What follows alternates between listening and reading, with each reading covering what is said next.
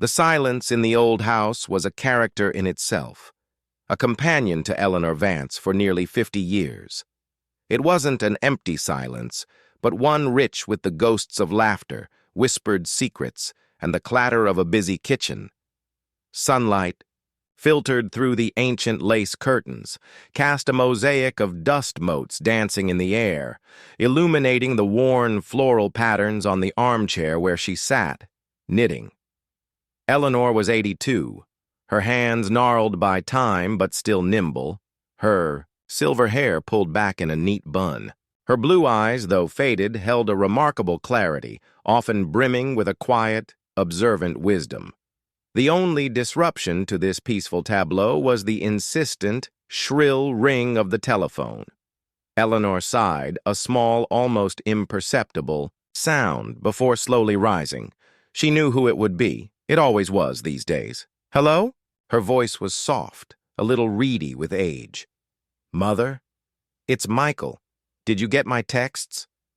The voice on the other end was clipped, impatient, a stark contrast to the gentle rhythms of her home. Michael, her adopted son, was 38, a man who seemed to have perpetually outgrown the quiet grace Eleanor had tried to instill in him. "Oh, Michael, yes, dear. My phone. Sometimes I forget to charge it. What is it, darling?" She moved the receiver closer to her ear, a faint tremor in her hand. "Darling, it's urgent. I need you to sign those papers, the ones I sent last week. Remember? For the restructuring of assets." Eleanor's brow furrowed. "The house, Michael? We talked about this. It's all I have left. It's not just the house, Mother. It's about leveraging our capital. We could get a loan, a big one. Think of the opportunities. I told you my new venture is about to explode, but I need that collateral." His voice ratcheted up, a familiar edge of desperation creeping in. Eleanor walked over to the bay window, peering out at the overgrown rose bushes, their thorns stark against the pale winter sky. "Michael, you've had so many ventures, and they've all... well, they haven't quite worked out, have they?" She tried to keep her tone gentle, but the words hung heavy between them, a sharp intake of breath on Michael's end. "That's precisely why I need this, Mother. This one is different. This one will set us all up, you included. Think of it, a new life. No more old, dusty house. We could get you a lovely little apartment, closer to the city with all the amenities, modern, clean." She closed her eyes, picturing the modern, clean apartments Michael had shown her once. Sterile boxes with no soul, no garden, no memories. "This house is my life, Michael.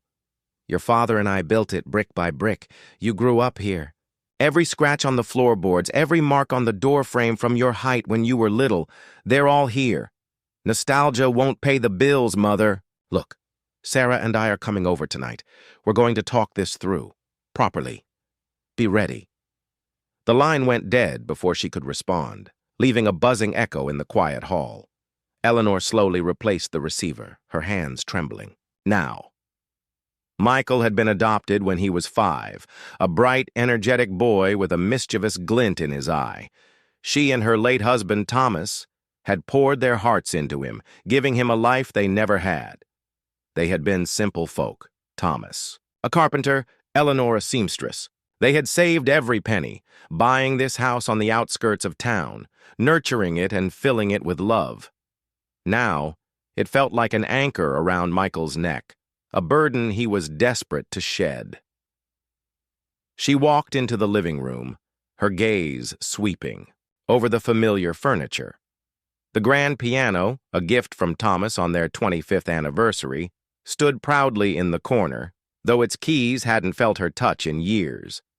The fireplace, still bearing the faint scent of old wood smoke, seemed to hum with the warmth of countless Christmases and family gatherings. This house wasn't just wood and plaster. It was a living chronicle of her life, of their lives. That evening, the storm outside matched the one brewing within the old house. Rain lashed against the windows, and the wind howled like a hungry wolf. Michael arrived with Sarah, his girlfriend of 2 years, a woman whose sharp edges seemed perpetually at odds with Eleanor's soft world. Sarah was all sleek lines, expensive clothes, and a gaze that assessed value in everything, especially property. "Eleanor," Sarah said, her voice a little too loud in the quiet room. "Lovely to see you." "You're looking well." It was a polite lie, and they all knew it.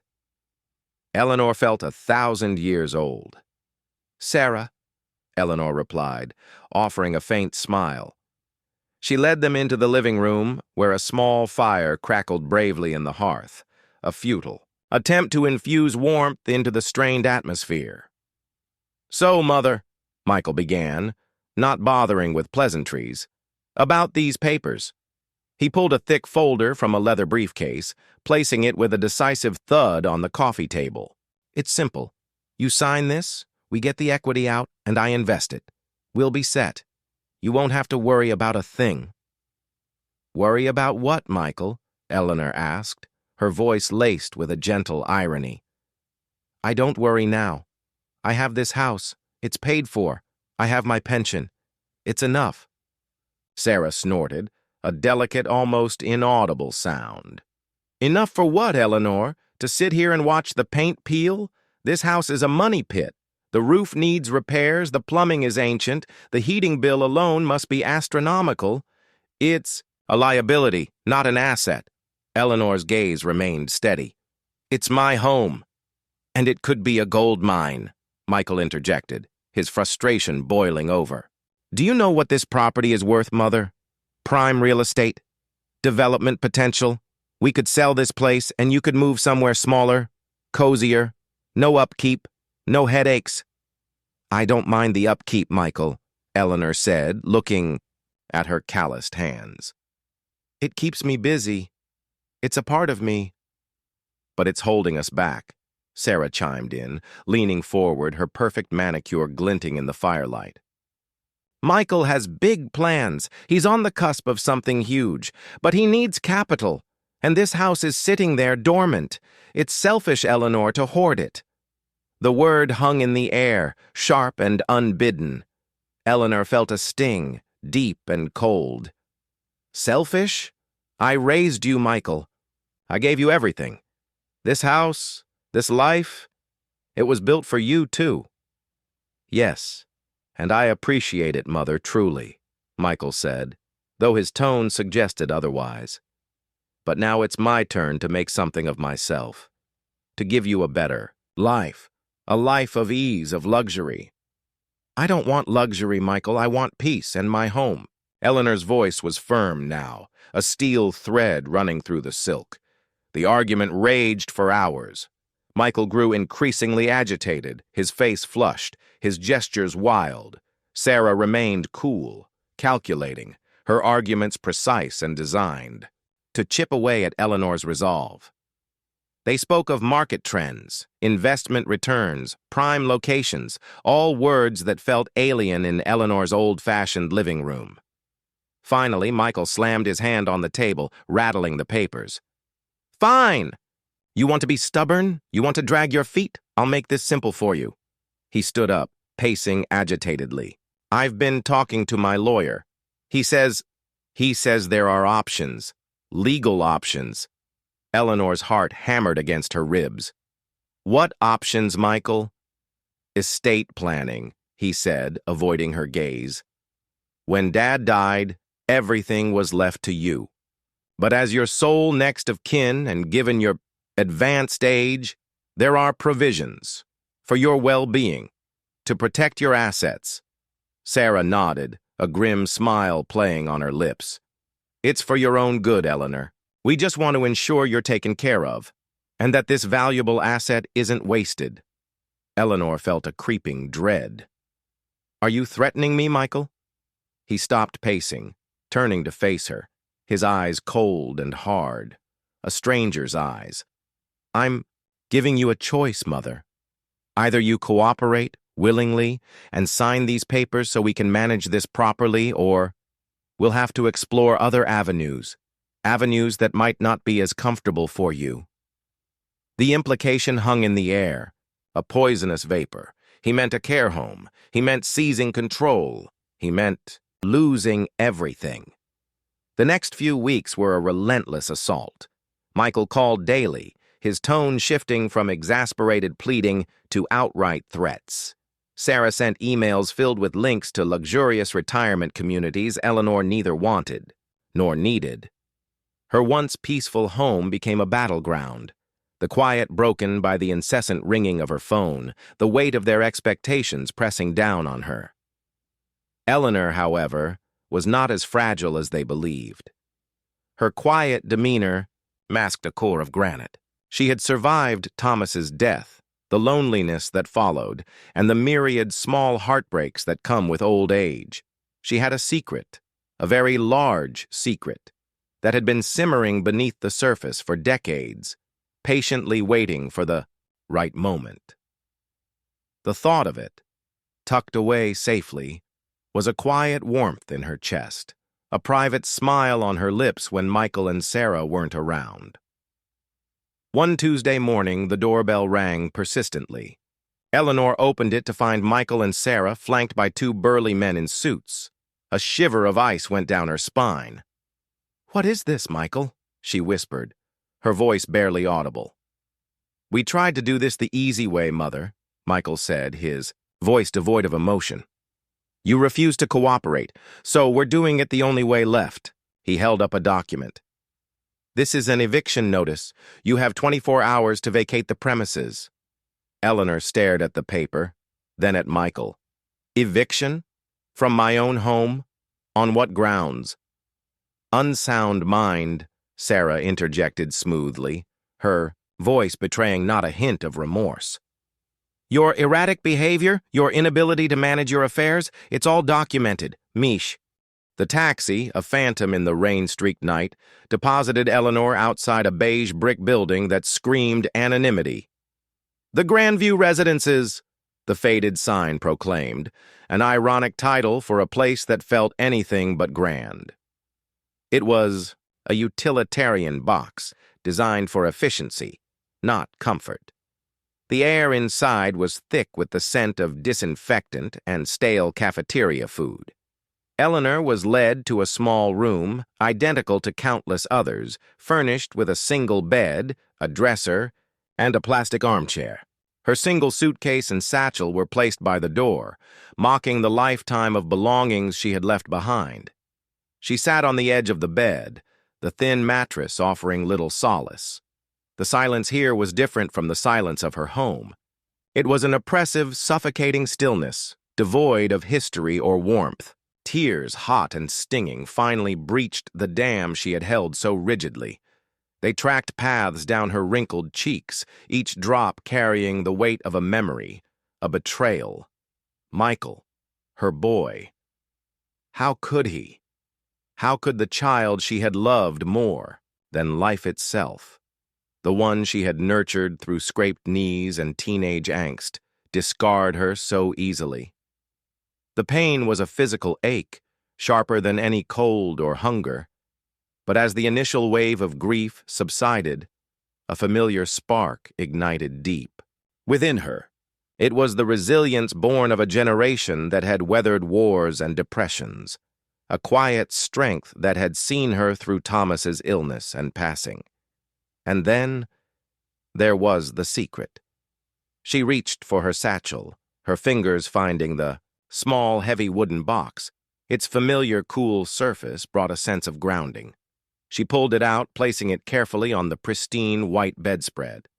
It was an unassuming box, carved with simple geometric patterns, a relic from a dusty antique shop Thomas had found decades ago.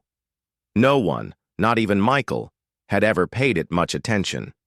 Inside, nestled on a faded velvet lining, lay not gold, nor jewels, but a single, brittle parchment, yellowed with age, and a small, tarnished brass key. The parchment was a deed, handwritten in elegant looping script, dated nearly 70 years ago. It referred to a large tract of land, undeveloped and seemingly worthless, miles from the city, acquired by her great-great-grandfather for a pittance.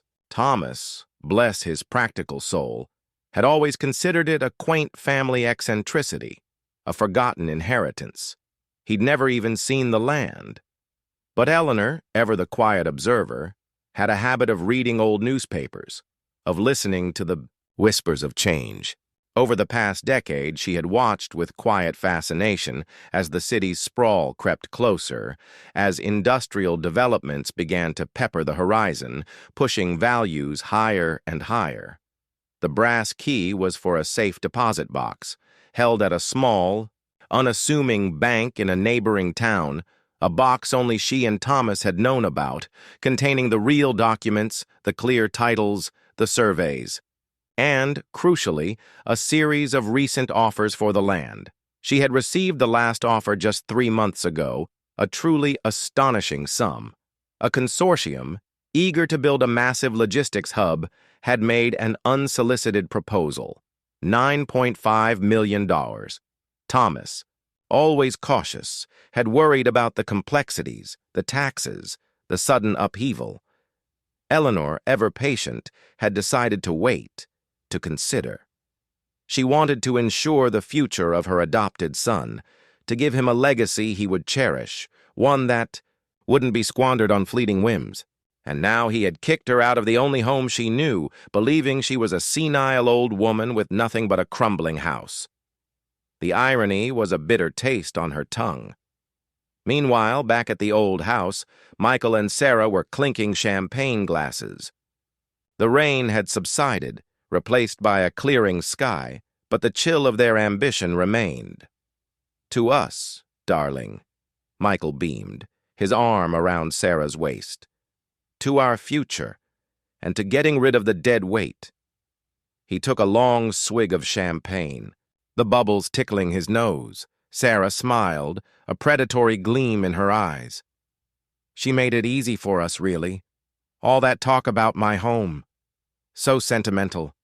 Doesn't she realize property is just a commodity?" "Exactly," Michael agreed, running a hand over the antique mahogany banister Eleanor had polished for decades.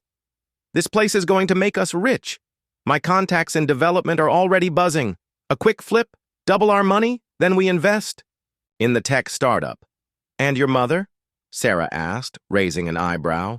"She's safe, comfortable.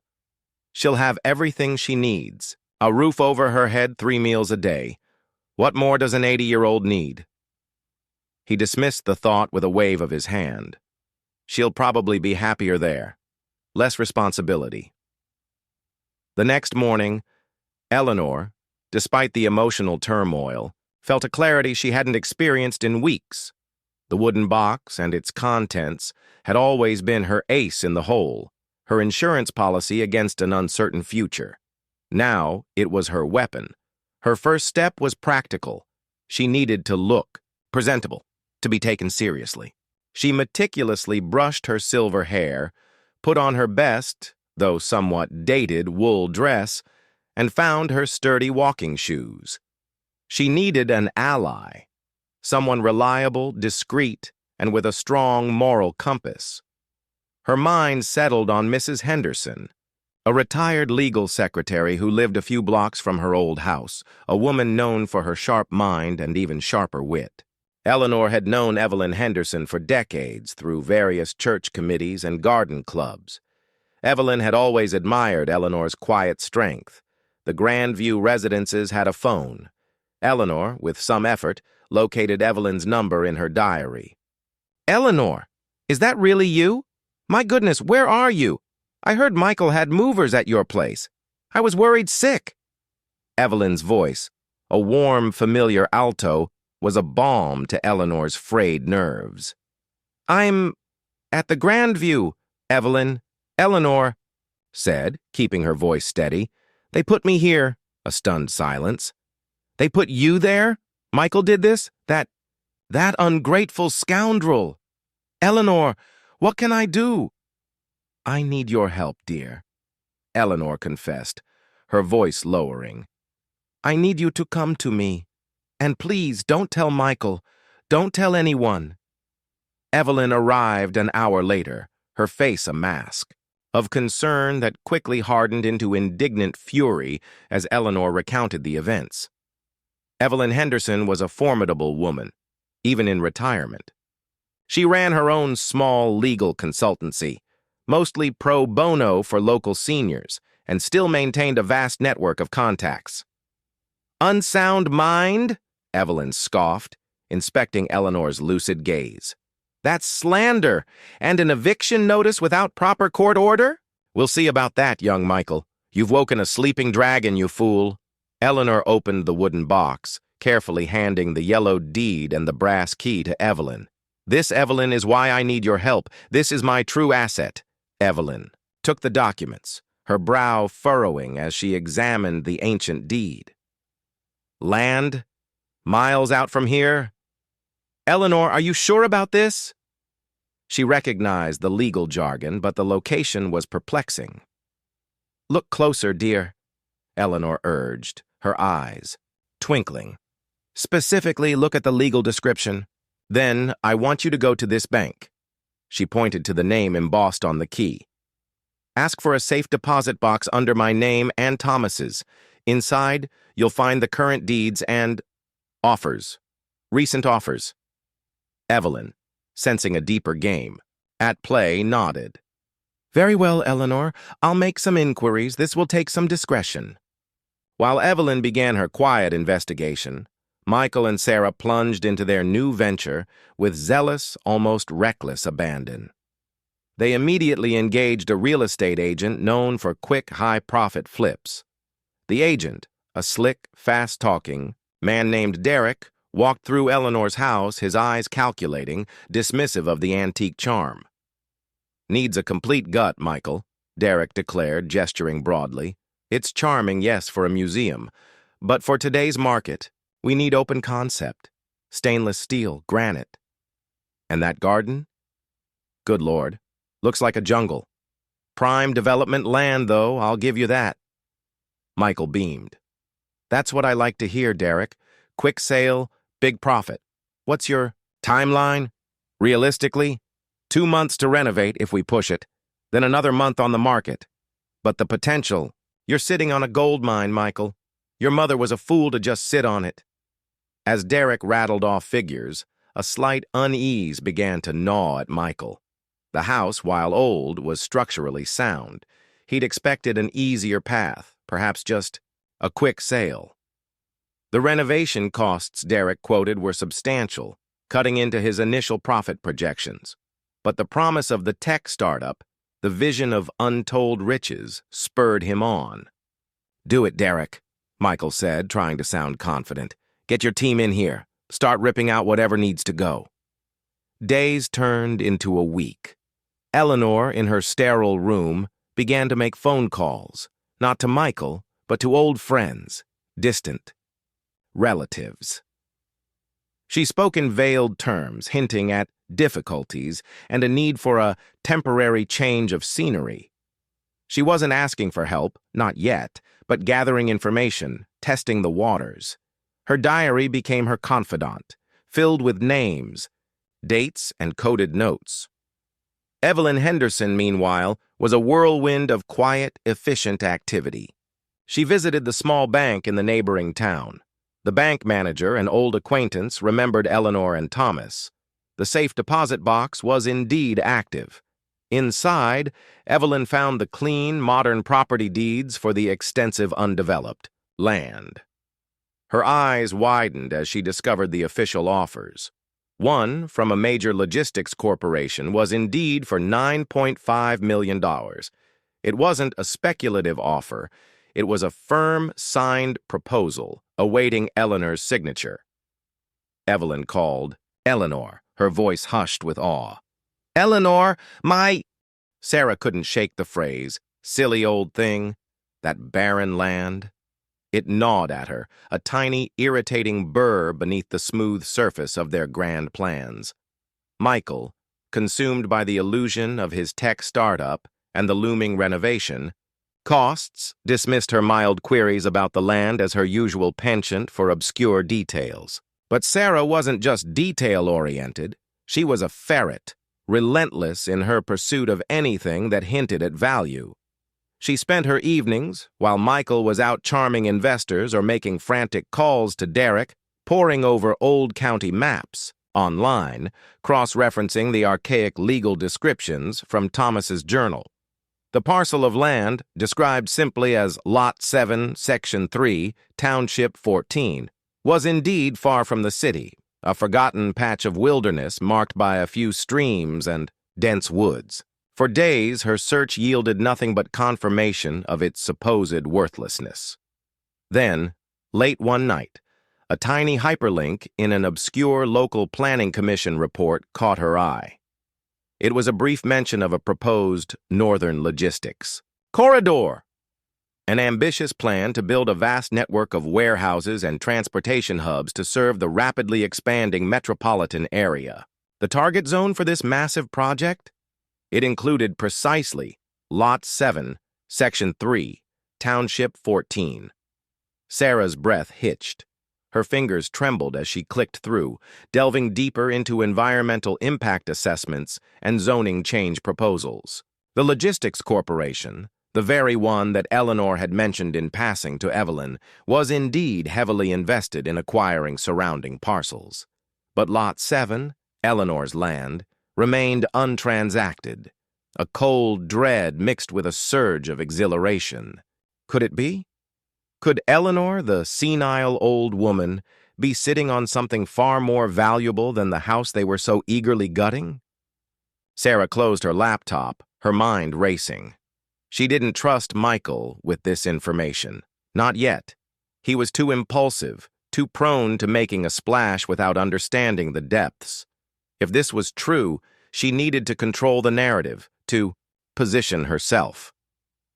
Meanwhile, Eleanor and Evelyn met with Mr. Davies, a senior partner at a prestigious law firm, known for his formidable courtroom presence and his unwavering ethical stance. He was a man with shrewd eyes that missed nothing. They sat in his opulent office, sunlight streaming through tall windows, a stark contrast to the sterile environment of the Grandview residences. Eleanor, calm and composed, laid out her story, presenting the old deed, the brass key, and the recent offers Evelyn had retrieved. Mr. Davies listened, his expression unreadable, occasionally scribbling notes.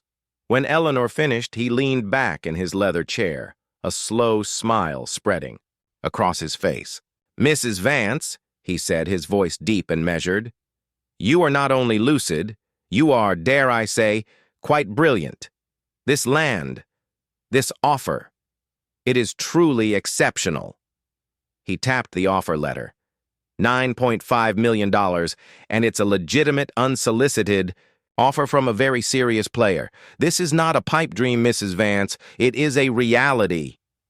Evelyn, beaming, added, "And her son, Michael, has attempted to seize control of her primary residence through highly dubious legal means, claiming she is of unsound mind and serving her with an unlawful eviction notice." Mr. Davies's smile vanished, replaced by a grim line. "Unlawful eviction?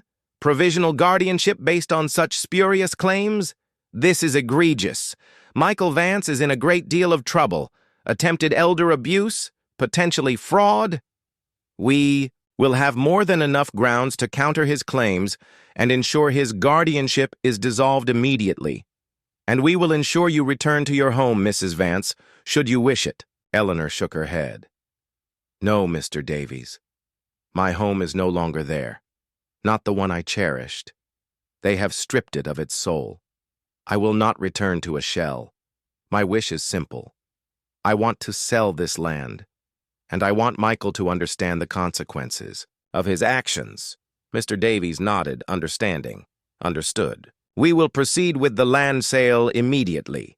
The consortium is eager, and regarding Mr. Vance, we will handle him. Discreetly at first, then with the full force of the law if necessary. He will receive a formal notification regarding the unlawful eviction and the challenge to his guardianship claim. He will also be informed that all expenses incurred by him during his renovation of your property will be his sole responsibility, as they were undertaken without legal consent. A quiet, satisfied gleam entered Eleanor's eyes. "Thank you, Mr. Davies. This is precisely what I hoped for." Meanwhile, back at the gutted house, Michael was a storm of barely contained fury.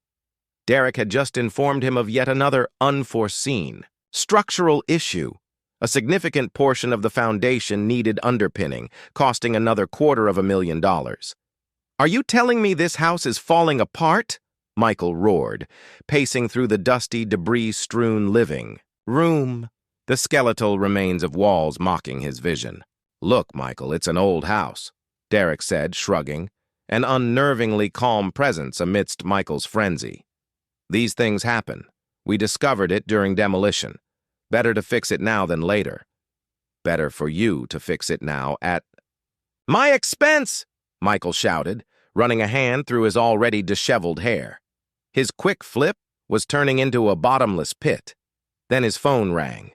It was Mark, his contact at the tech startup, his supposed golden ticket. Michael snatched it up. "Mark? What's the word? Are we closing the funding round?" Mark's voice was clipped, apologetic. "Michael, about that.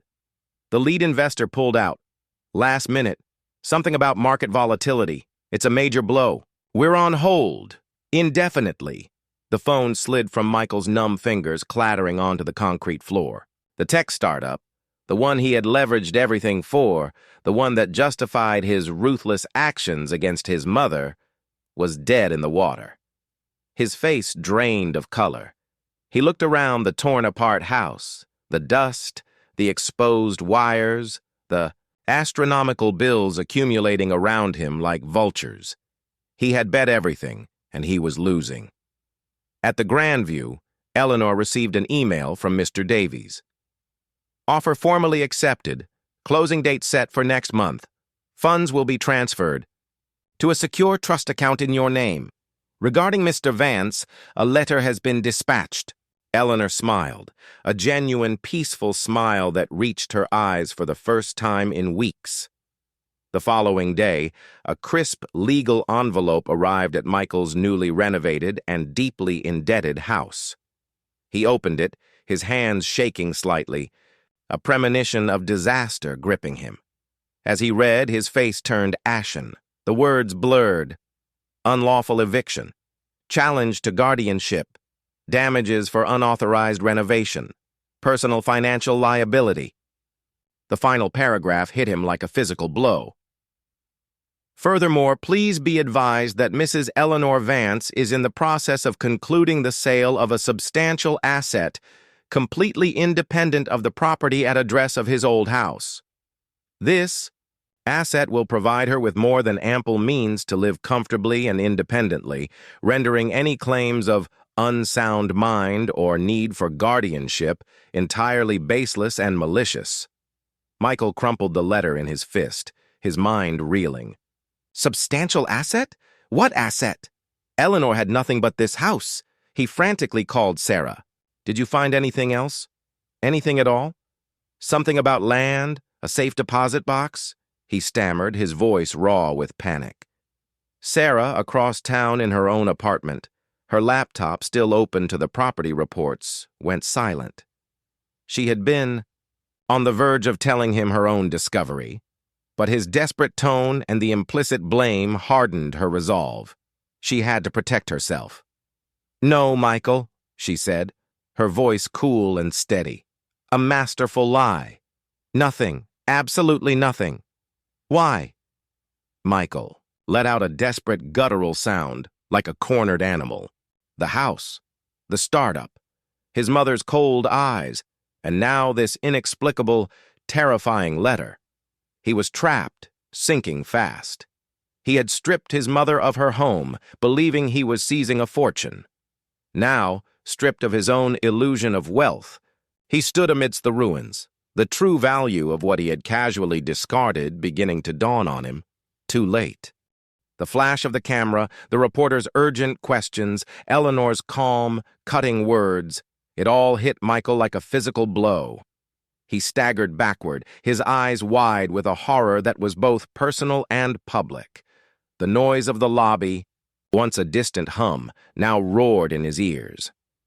Every face seemed to turn towards him, eyes filled with curiosity, pity, and thinly veiled contempt.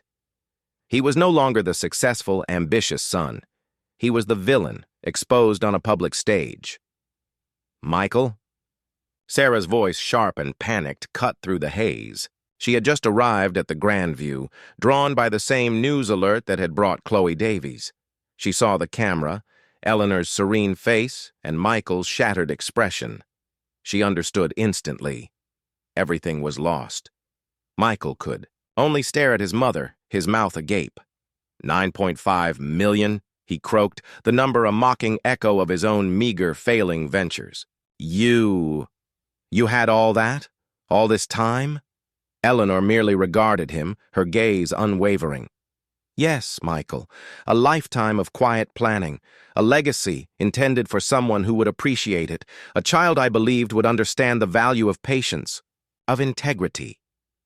Her voice softened almost imperceptibly, but the sting remained. It seems I was mistaken.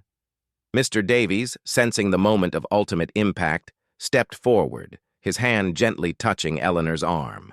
Mrs. Vance has made her decision, Mr. Vance. The land sale is complete. And as for the costs incurred on the property at address of his old house, my firm will be in touch. His words were calm, professional, and delivered with the force of an oncoming train. Michael stumbled out of the Grandview residences, blindly hailing a taxi. He left Sarah standing in the lobby, her face a mask of calculated abandonment. She knew when to cut her losses. There was no fortune to be had with Michael now, only debt and public humiliation. She watched him go, then discreetly slipped away, already formulating her next move, a desperate attempt to distance herself from the wreckage. The news story broke. That evening, a sensational tale of an elderly woman's quiet fortune, her adopted son's greed, and the stunning reversal of fate. It was picked up by national media, a compelling narrative of poetic justice. Michael Vance became a pariah overnight. His few remaining business contacts evaporated. His credit lines were frozen. The bank initiated foreclosure proceedings on his apartment. The lien on Eleanor's old house, now truly his burden, meant he couldn't sell it without paying the massive renovation debts he had accumulated. He was financially ruined, his grand ambitions reduced to dust. He holed up in his emptying apartment, the silence now a constant mocking companion. He thought of Eleanor, sitting in her penthouse suite, surrounded by quiet luxury, a stark contrast to his own squalid despair. He realized with sickening clarity that he had not only lost a fortune, but he had lost the one person who had truly loved him unconditionally. His mother. And in his greedy pursuit of perceived wealth, he had destroyed any possibility of reconciliation. Sarah, true to form, vanished. Her social media profiles were scrubbed clean. Her phone number changed. She left Michael to face the consequences alone, the ultimate testament to her transactional nature. She resurfaced weeks later, far away, attempting to rebuild her life under a new name, forever tainted by the public scandal she had been a part of. Eleanor, meanwhile, embraced her new reality with a quiet dignity. She had no desire for ostentatious displays of wealth. Her penthouse suite at the Grandview, with its comfortable amenities and caring staff, became her sanctuary.